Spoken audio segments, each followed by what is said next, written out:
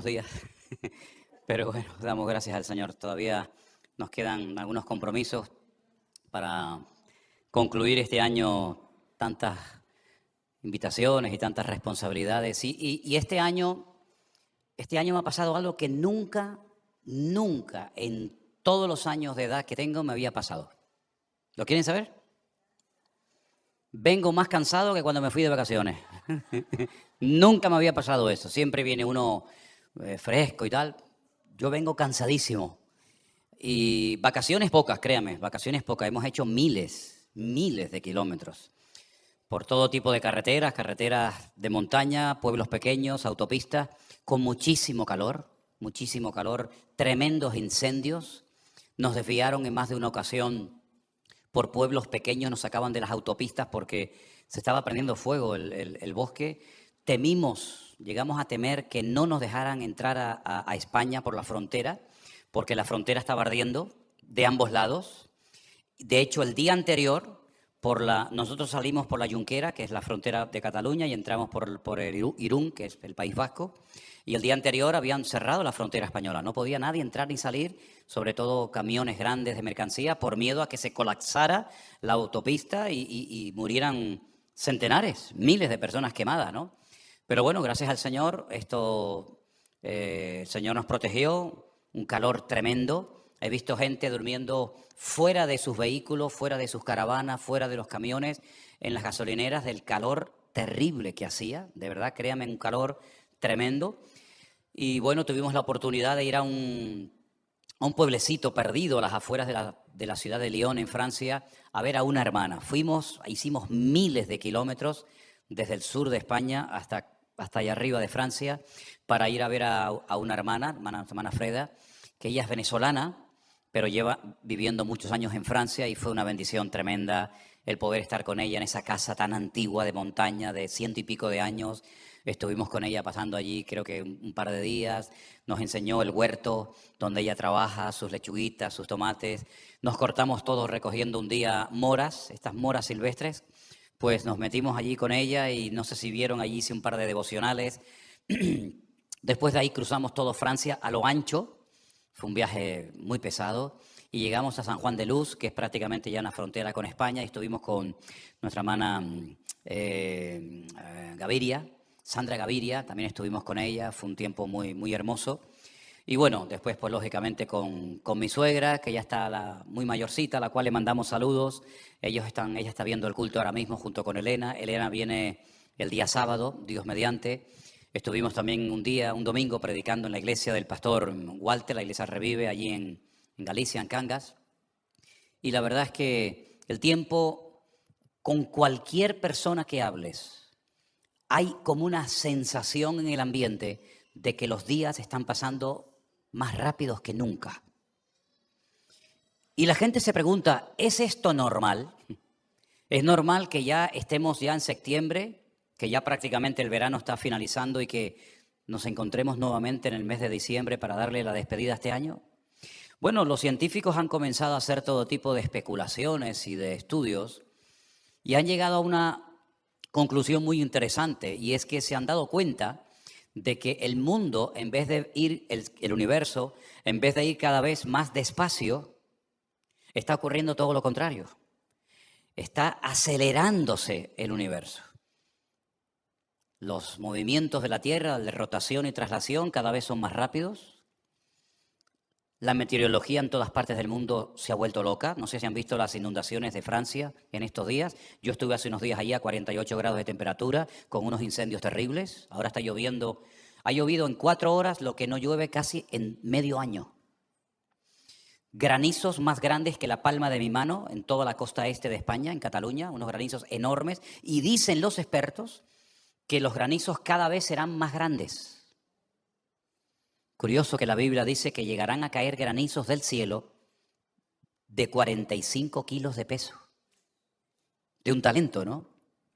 Es decir, que todo se está acelerando de una forma tan terrible, tan tremenda, que dice la Biblia que si esos días finales no fueren acortados, lo que dice el Señor es tremendo. Dice, nadie sería salvo. Entonces yo creo que estamos viviendo en unos tiempos muy interesantes de la historia, donde nunca el universo se ha movido tan rápido como en estos días, en estos años, donde estamos viendo unos cambios, unos fenómenos atmosféricos como nunca antes se habían visto. Y en medio de todo esto estamos viendo cómo también el enemigo, nuestro adversario, el diablo, Satanás, también está como acelerando y produciendo más maldad que nunca. Y está utilizando sistemas para manifestar la maldad que son sistemas que tal vez no existían hace años atrás, pero que los está usando de una forma tremenda, como por ejemplo el mundo de la tecnología. La tecnología bien usada es una bendición. Y podemos llegar a centenares y a miles y a millones de personas en tiempo real si utilizamos la tecnología para la gloria de Dios. Pero al mismo tiempo, la misma tecnología ha atrapado a centenares de niños, de jovencitos, de adolescentes, de jóvenes, que si le quitas el móvil a más de uno hoy en día, es como si le quitaras a un drogadicto su droga. Ya no saben vivir muchos sin su teléfono, sin su celular, como lo llaman algunos, ¿verdad?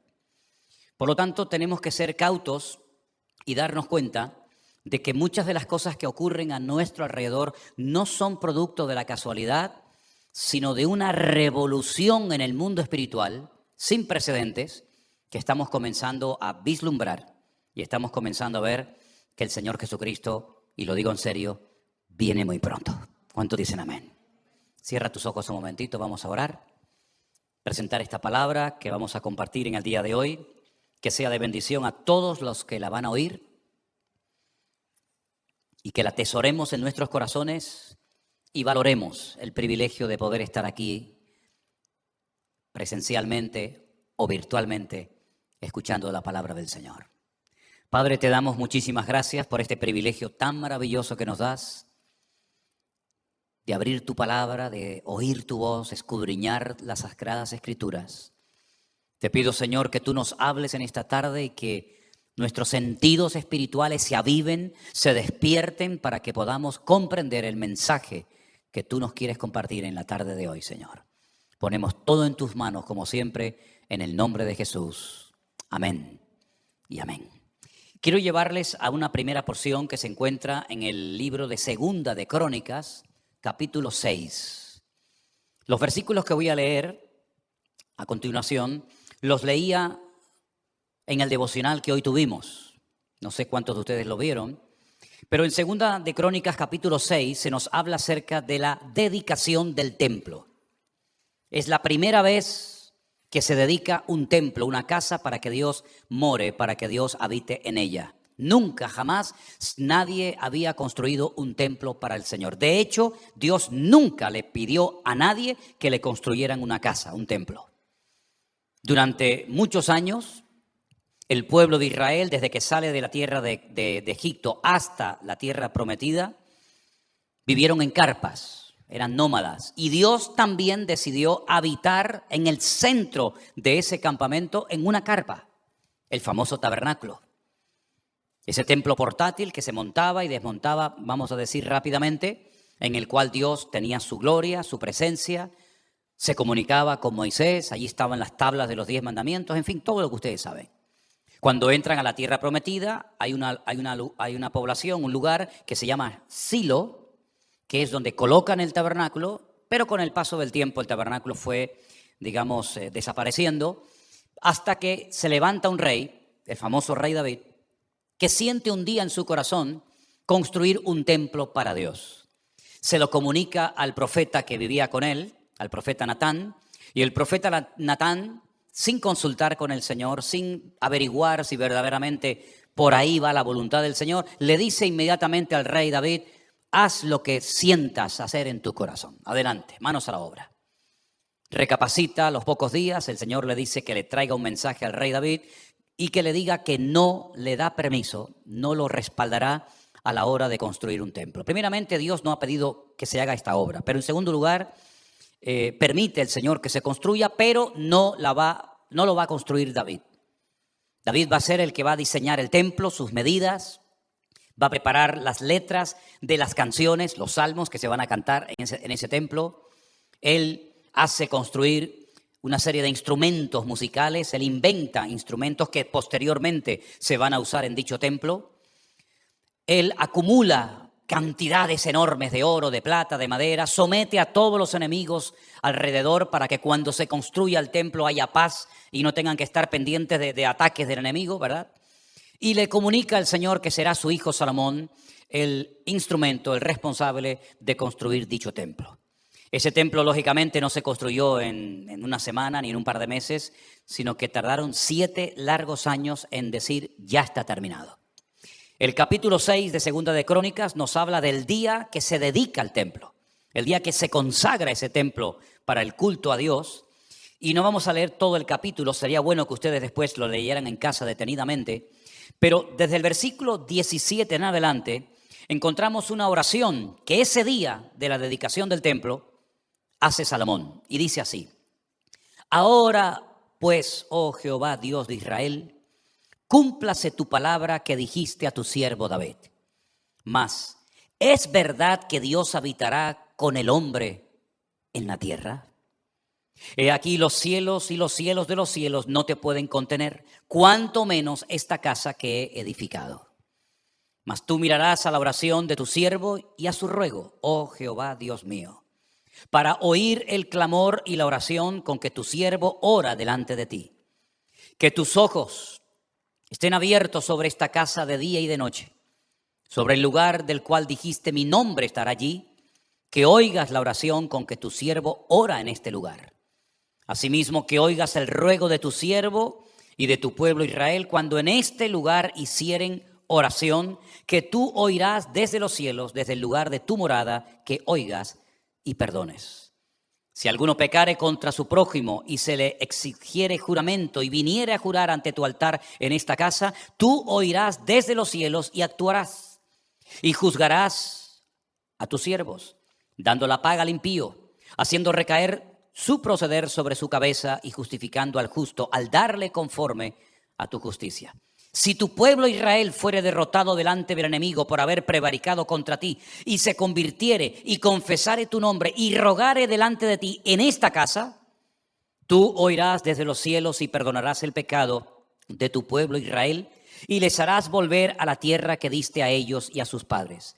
Y si los cielos se cerraren y no hubiere lluvias por haber pecado contra ti, si oraren hacia ti en este lugar y confesaren tu nombre y se convirtieren de sus pecados cuando los afligieres, tú los oirás desde en los cielos y perdonarás el pecado de tus siervos y el de tu pueblo Israel.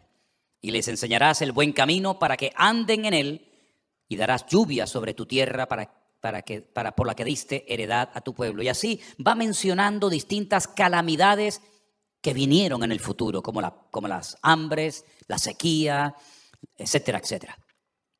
Esta es la oración más larga y yo creo que la única y última oración que Salomón hizo en toda su vida.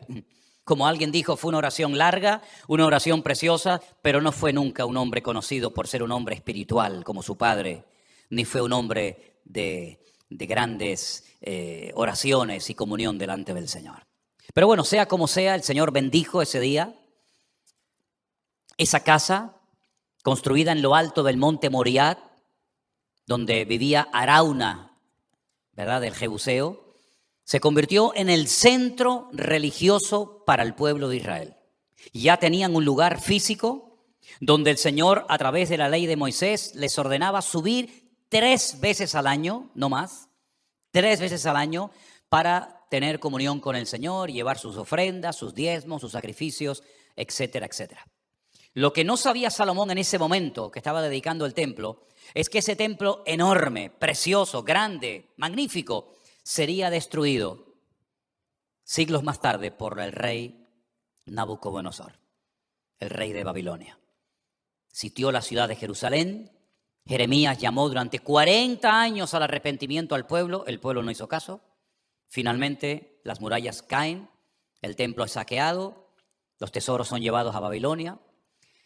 Y ese templo queda destruido por 70 años. 70 años después, el Señor hace un milagro, un auténtico milagro, y fue poner en el corazón de otro rey en este caso del rey Ciro. Ya había caído el imperio babilónico, evidentemente. Y Ciro siente en su corazón, por mandato divino, reconstruir la casa del Señor. Miles de personas regresaron después de 70 años a Jerusalén y reconstruyen, hacen un segundo templo más humilde, más sencillito, pero al fin y al cabo ya tienen su templo. En ese segundo templo nunca estuvo el Arca de la Alianza. Aquel mueble sagrado que representaba la presencia de Dios en el segundo templo nunca estuvo. Fue escondida por el profeta Jeremías y nunca más el pueblo de Israel supo nada de ese mueble. Lo interesante es que ese segundo templo, que fue ampliado de una forma extraordinaria por otro rey, llamado el rey Herodes, también volvió a ser destruido. Ya van dos. Y lo curioso de todo esto es que se destruyó en el mismo día y en el mismo mes, evidentemente no en el mismo año, los dos templos. En el mes de Teisa de Ab, en el mes de Ab, el día Teisa, que es el día 9. El 9 del mes Ab fue destruido el primer templo y el segundo templo fue destruido en el mismo día y en el mismo mes. Y desde la destrucción de ese segundo templo no se ha vuelto a construir ningún templo más. Por aquellas tierras han pasado todas las culturas y civilizaciones que ustedes se puedan imaginar, lógicamente incluidos los árabes. Y cuando los árabes conquistaron Jerusalén, pues construyeron mezquitas, ¿verdad? Y allí están en el monte del templo hasta el día de hoy, la mezquita de Omar, la mezquita de Al-Aqsa, y los judíos han orado por 2000 años para que se vuelva a reconstruir el templo de Jerusalén. Cada vez que hay una boda, dentro de un paño se mete un vaso, una copa, el novio la aplasta, la rompe, para recordar que el templo de Jerusalén fue destruido en el año 70 después de Cristo y no se ha podido volver a construir. Cuando un judío construye una casa, hay una parte de la casa que se queda sin encalar, una parte que se queda sin arreglar, para que cada vez que se vea ese trozo sin terminar, recuerden la destrucción del templo de Jerusalén.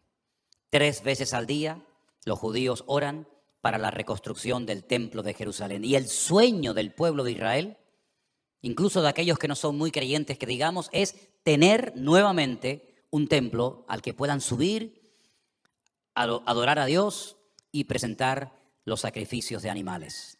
Vemos, tanto en el primer templo del rey Salomón como en el segundo templo, que se construyó en los días de Esdras y de Nehemías, que ese templo jugó un papel importante, pero Dios permitió que en 2 ocasiones fuera destruido. Luego fue un templo temporal, no fue un templo permanente, un templo eterno que se puede ir a visitar en cualquier momento, en cualquier fecha del año, sino eran edificios, templos, que fueron usados por un tiempo por las tribus de Israel, pero que ya no tienen ningún valor porque ni siquiera existen. Saliendo de ese templo, del segundo, los discípulos le dijeron al maestro: Maestro, ¿has visto lo hermoso que tenemos el templo? Cómo es un templo precioso. Los judíos estaban orgullosos de tener su templo. Al fin y al cabo, los judíos solamente podían tener un solo templo, ¿verdad? Y allí en Jerusalén, y el Señor les dijo: ¿veis todo esto? Miradlo bien, porque no quedará piedra sobre piedra que no sea destruida. Eso fue aproximadamente en el año 30 y pico después de Cristo. En el año 70, Tito, enviado por su padre Vespasiano, que era el emperador de Roma, destruyó, quemó el templo y no dejó piedra sobre piedra. ¿Qué te parece? Un templo que fue destruido en 2 ocasiones, un templo temporal, un templo al que entró el Señor Jesucristo y no lo encontró en las condiciones que se esperaba que estuviera el templo.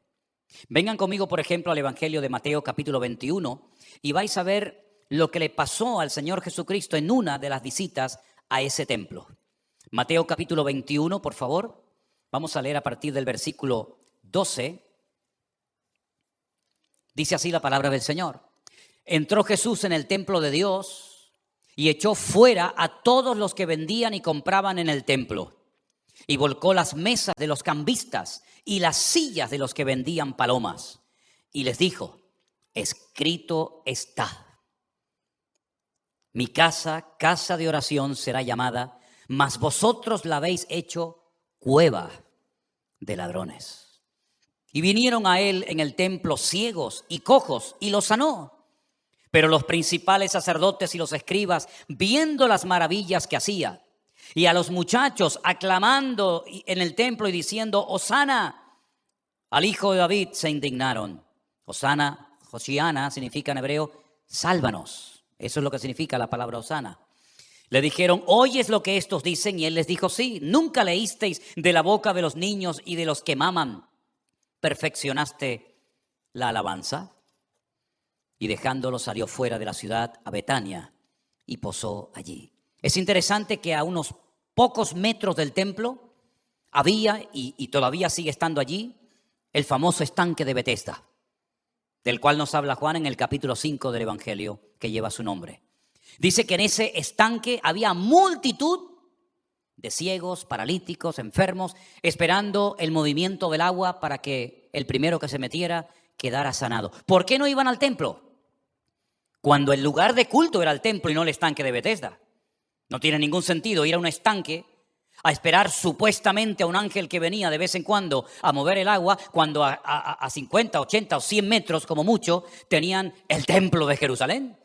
¿Por qué la gente prefería esperar algo que nunca ocurrió?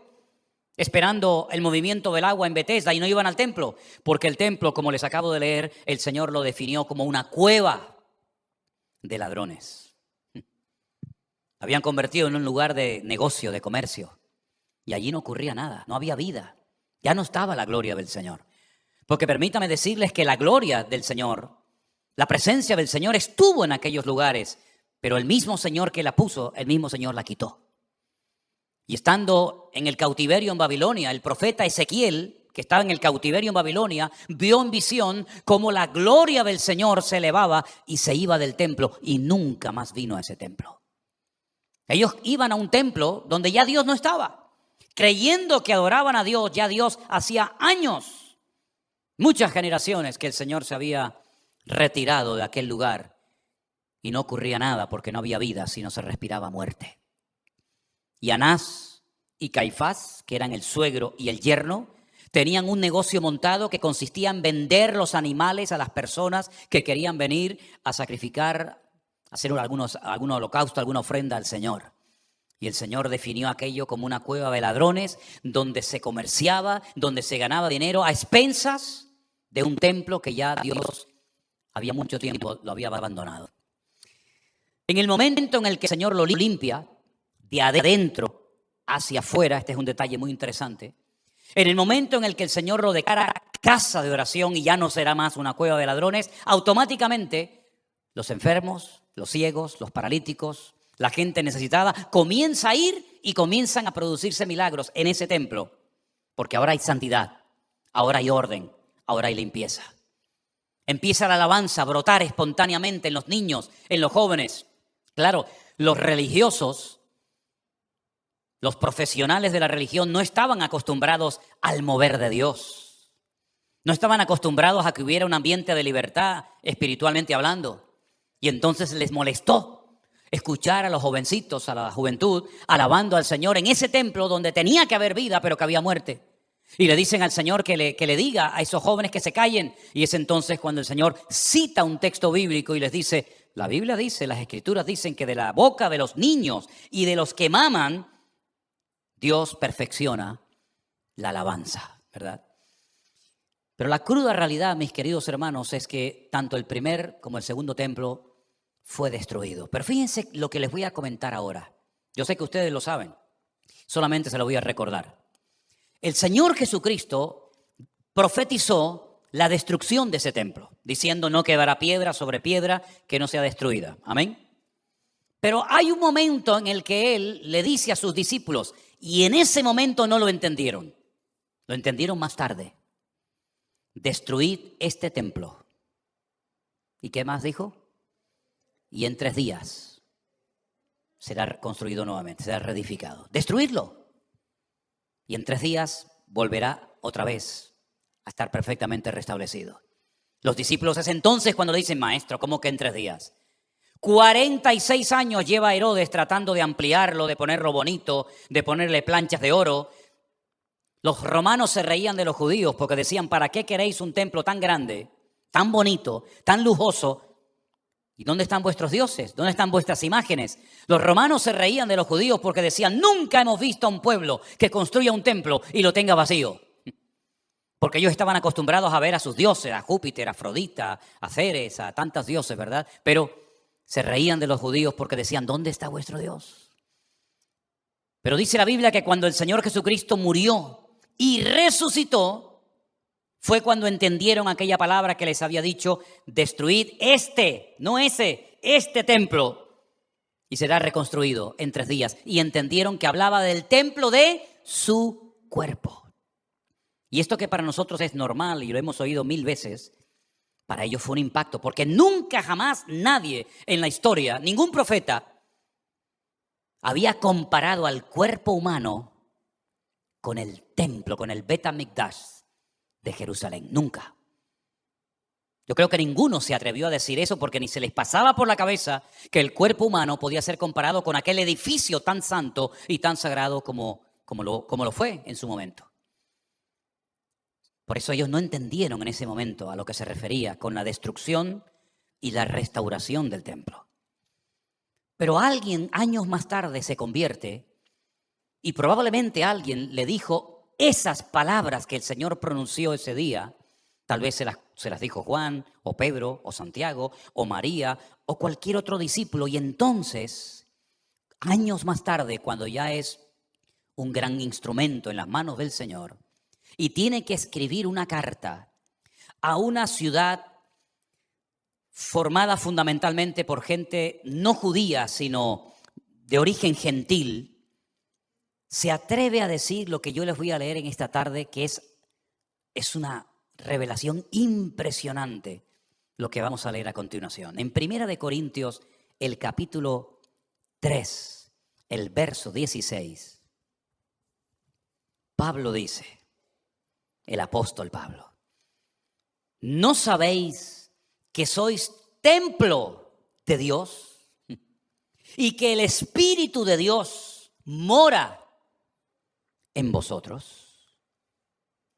Si alguno destruyere el templo de Dios, es decir, su cuerpo, si tú destruyes, si tú maltratas tu cuerpo, Dios también te destruirá a ti. Porque el templo de Dios, el cual sois vosotros, ¿qué dice? Santo es. ¿Por qué hay tantas jovencitas que se empeñan en no comer? Porque no se aceptan cuando se ven al espejo. Y el cuerpo no ha sido diseñado ni creado para no comer, sino que la comida es la única fuente de energía que nos entra al cuerpo. ¿Por qué hay tantos jóvenes que han caído presa de las drogas y se están destruyendo totalmente? ¿Por qué hay tanta gente que hace tantas cosas como la droga, el alcohol y otras cosas, destruyendo sus cuerpos? Porque Satanás sabe perfectamente que nuestro cuerpo puede llegar a ser el lugar más sagrado del mundo. Porque puede llegar a convertirse nada más y nada menos que en el templo de Dios, el templo del Espíritu Santo de Dios. Por eso Pablo, que capta este mensaje tremendo, dice, y el Señor os manda que todo vuestro ser, todo vuestro cuerpo, sea guardado irreprensible para la aparición de nuestro Señor Jesucristo. Y dice espíritu, alma y cuerpo. No es que tenemos que hacerle un culto al cuerpo, ¿no? Que es el culturismo, pero que tenemos que cuidar el cuerpo, no te cabe la menor duda. Cuida tu cuerpo, hijo. Cuídalo, ¿sabes? No hagas un culto de tus musculitos, ni dediques más tiempo a tu cuerpo que a tu mente o a tu espíritu, pero tienes que cuidarlo. Porque tal vez ahora eres joven y no te das cuenta, pero cuando seas más mayor te va a pasar factura los excesos y los abusos que hiciste en la juventud, ¿verdad? Y todo lo que te has metido en el cuerpo y lo que has fumado y lo que, etcétera, etcétera, te estás destruyendo el cuerpo. Y el Señor quiere que estemos sanos y fuertes para poder servirle en su reino y en su obra y no seamos gente enfermiza y gente siempre echa polvo. Ya tiene ganas de servir al Señor, pero no puede porque el cuerpo no le ayuda. En aquella cultura, ya los griegos enseñaron que el cuerpo es la cárcel del alma. La cárcel del alma es el cuerpo. Hay que machacarlo el cuerpo. Sin embargo, la Biblia, la filosofía, la enseñanza bíblica es todo lo contrario. No hay que machacar, no hay que destruir, no hay que maltratar el cuerpo, hay que cuidarlo. Hay que cuidarlo, ¿verdad? Y por eso lo peinamos, lo bañamos, lo alimentamos, ¿verdad? Porque hay que cuidar el cuerpo. Porque es ahora el lugar donde Dios ha decidido morar, dentro de nuestros cuerpos. ¿Cuántos dicen amén? Ahora tenemos una gran ventaja. El primer templo fue destruido. El segundo templo fue destruido. Fue una casa temporal. Pero nuestra casa, nuestro cuerpo, templo del Espíritu Santo, no es algo temporal, sino que Dios no se va a ir nunca de nosotros, sino que estará con nosotros todos los días hasta el fin del mundo. Nadie lo va a destruir. Nadie lo va a destruir. Nabucodonosor destruyó el primer templo. Tito destruyó el segundo templo. A nosotros nadie nos podrá destruir, porque incluso aunque este cuerpo se deteriore y termine siendo sepultado, viviremos por la eternidad con un nuevo cuerpo transformado y glorificado por el poder de Dios. Así que, mis queridos hermanos, así como el Señor dio unas instrucciones clarísimas para el mantenimiento, el funcionamiento del templo, también en su palabra encontramos instrucciones clarísimas para que nuestros cuerpos, nuestro espíritu, nuestra alma y nuestra mente funcione. Había que tener limpieza al templo. Por eso el agua era un elemento tan básico y fundamental en el templo, porque había muchísimos animales que se sacrificaban cada día y el templo tenía que estar libre de moscas, libre de malos olores. Tenía que haber una limpieza impoluta en aquel lugar. Los animales no podían ser llevados a rastras ni a la fuerza, sino tenían que ser llevados despacio, ¿verdad? Porque todo se respetaba, no podían haber ruidos de golpes, de griterías, de martillazos, sino que todo se tenía que hacer con calma, con orden, con reverencia, con respeto, con temor y temblor, porque iban a la casa de Dios. Y por eso dice Pablo en sus cartas, quítense de vosotros la gritería, hombre, las malas palabras, las truhanerías, la fornicación, el adulterio. Las malas conversaciones corrompen las buenas costumbres. Quítense de vosotros, ¿verdad? Pues eso, no solamente la gritería, los malos pensamientos. Y nos dice, tenéis que pensar en esto. ¿Por qué? Porque nos da instrucciones claras, concretas y específicas para que podamos vivir en paz. Y hoy en día no todo el mundo vive en paz. Observen a la gente, escuchen sus conversaciones. El mundo está enfermo, hermanos. ¿Notan ustedes eso? El mundo está enfermo. Incluso aquellos que aparentan estar bien están destruidos. Los oyes hablar y están vacíos. Están vacíos, no tienen tema de conversación. Es un monotema, siempre lo mismo, ¿verdad? Están vacías sus vidas. Por eso siempre tienen que estar haciendo cosas. O corriendo, saltando, brincando, me tiro de un parapente o me tiro de un avión. O hago esto. ¿Por qué? Porque tengo que tener una subida de adrenalina. Tengo que tener emociones fuertes. ¿Sabes por qué? Porque no tienes la paz de Cristo. Porque cuando uno tiene la paz de Cristo, yo no necesito que se me suba la adrenalina. Yo lo que necesito es que la paz de Cristo esté siempre en mi corazón. Y me da igual si me emociono o no, la paz de Cristo guardará vuestros corazones y pensamientos en Cristo Jesús. ¿Cuántos dicen amén? ¿Verdad? No buscamos sensaciones fuertes para sentirme realizado. Es que ya la búsqueda, en nuestro caso, se acabó. Venid a mí los trabajados y cargados, que yo os haré descansar. Pero así como en aquel templo el Señor dijo, este templo tiene que ser casa de oración, nosotros ahora exactamente igual, tenemos que ser casa de oración, que significa tener comunión constante y permanente con el Señor. Romanos capítulo 8 dice, justificados por la fe, tenemos paz para con Dios y tenemos entrada, tenemos acceso con toda libertad a la presencia del Señor. ¿Por qué? Porque el templo era un punto de contacto entre el hombre y Dios. Y ahora nosotros, ¿verdad?, que lo tenemos a Él con nosotros y en nosotros, estas dos preposiciones son muy importantes, con, en, ¿verdad? Porque una cosa es que Dios esté contigo y otra cosa es que esté en ti, son dos cosas diferentes, ¿verdad? Pues ahora tenemos que tener comunión con el Señor y ahora tenemos que cuidar el templo, ¿cómo? Con la palabra de Dios, con buenas conversaciones, siendo selectivo, diciendo, yo puedo ver esa película, a mí nadie me lo prohíbe. Ni mi padre, ni mi madre, ni el pastor. A mí nadie me prohíbe, pero yo decido no verla porque lo que estoy aprendiendo ahí, lo que estoy metiendo en mi cabeza, no me edifica. No es correcto. No es que me tienen que dar una lista en la iglesia, mira, esto no se puede hacer. Yo no necesito que nadie me dé ninguna lista. El Espíritu Santo que mora en mí da testimonio de que eso que estoy mirando, eso que estoy haciendo, no es del agrado del Señor. ¿Cuántos dicen amén? No es que tengo que escribir 100 veces, soy cristiano, el Señor está conmigo, soy cristiano, el Señor está conmigo, el Señor me va a bendecir. No tengo que escribir nada, no tengo que repetir un mantra, ¿verdad? Como en muchas religiones, ¿verdad? Los famosos Hare Krishna, ¿cuántas veces tenían que decir al día Krishna, Hare Krishna, Krishna, ¿verdad? Para tener paz en el espíritu. Nosotros no tenemos que hacer nada, porque ya Él lo hizo todo por nosotros. Ahora simplemente nosotros es obedecerle, estar en plena comunión con Él, ser selectivos a la hora de decir, yo esto no lo voy a ver. Es que no me conviene, lo puedo ver, pero no me interesa, no quiero verlo. Y como además ahora tengo la capacidad espiritualmente hablando en el Señor de poder decir no y mantenerme en ese no. O decir sí y mantenerme en el sí, porque ahora ya no soy una víctima, sino que ahora todo lo puedo en Cristo que me fortalece, ¿verdad? Pues ahora decido que ciertas cosas no las voy a ver, que ciertos lugares no voy a ir, que ciertas amistades no las voy a tener. ¿Por qué? Porque quiero agradar al Dios que llevo dentro. Y por eso no tengo que ir a un lugar para que Dios me hable, no tengo que ir a un lugar para que Dios me bendiga, sino que ahora, aquí, ahora, en tu casa, en la guagua, en el colegio, en la universidad, en un submarino, en una cueva, en la cárcel, donde quiera que estés, yo estaré contigo todos los días hasta el fin del mundo. No venimos a la iglesia para visitar a Dios, porque Dios no vive aquí. Venimos aquí para tener comunión, ¿verdad? Los unos de los otros, para aprender de la palabra. Pero yo sé que cuando yo me vaya de aquí, Dios no se queda encerrado aquí. No es como cuando Moisés le dice el Señor, voy a mandar a un ángel para que vaya con vosotros. Porque parafraseando la conversación que el Señor tuvo con Moisés, como yo siga con ustedes, con el comportamiento que lleváis, los voy a terminar destruyendo.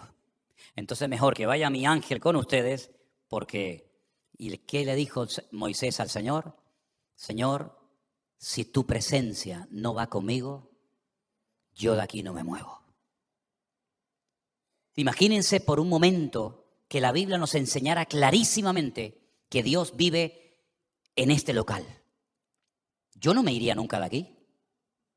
Yo no me iría. Que mi Dios vive aquí, pero si yo lo que anhelo es estar con Él. ¿Para qué me voy yo a la calle que sé que Él no está allí? Salir de ese paraguas, ¿no? Salir de esa cobertura, de esa protección, ni loco. Estaría siempre lo más pegado a Él, ¿verdad? Como decía David, que estar en su presencia era una delicia, ¿no? Que hasta el gorrión y la golondrina hacían nido cerca de la casa de Dios, porque estar cerca de la casa de Dios era un deleite. Pero gracias al Señor que esa etapa, esa era, por llamarlo de alguna manera, en la que Dios decidió vivir en un sitio, ya no existe. Ahora entienden ustedes el valor que tenía para el judío el templo, que cuando Dios le habla a Jonás para que vaya a predicar a otro país extranjero, como era ir a la ciudad de Nínive, él dice que huía de la presencia del Señor. Y uno dice, pero ¿cómo voy yo a huir de la presencia del Señor si donde yo voy, el Señor va conmigo y en mí? Yo no puedo escaparme de la presencia del Señor. Pero ¿qué era para un judío hace 2000, 3000 años la presencia del Señor? El templo de Jerusalén. Entonces dice, bueno, si aquí está la presencia del Señor y yo vivo cerca del templo, estoy muy cerca del Señor. Si yo vivo en la ciudad de Jerusalén, un poquito retirado del templo, estoy cerca del Señor, pero no tan pegado a Él. Pero si vivo en Samaria, ya no vivo tan cerca de la presencia del Señor. Pero si yo huyo a Tarsis, al otro extremo del mundo conocido, estoy huyendo de la presencia del Señor. Porque la presencia del Señor para ellos era este punto. Aquí no hay presencia, aquí no hay presencia, aquí no hay presencia. La presencia de Dios está aquí. Y si yo huyo en dirección contraria al lugar donde Dios habita, huyo de la presencia del Señor. Pero por ahí dijo el salmista, ¿dónde huiré de tu presencia, Señor? El concepto de la omnipresencia de Dios, Jonás no lo tenía claro. Tenía otros conceptos claros, pero el tema de la omnipresencia de Dios, él no lo conocía muy bien. Pero nosotros, queridos hermanos, cuando salgamos de este culto en esta noche, el Señor va contigo, a donde quiera que vayas. No importa que vayas a una casa donde tú eres la única cristiana o convertido. El Señor va contigo. No te vayas triste ni desanimado diciéndole, bueno, adiós, Señor, adiós. Nos vemos el domingo, Señor. Chao, adiós, Señor. Ay, cuánto te quiero, Señor, chao.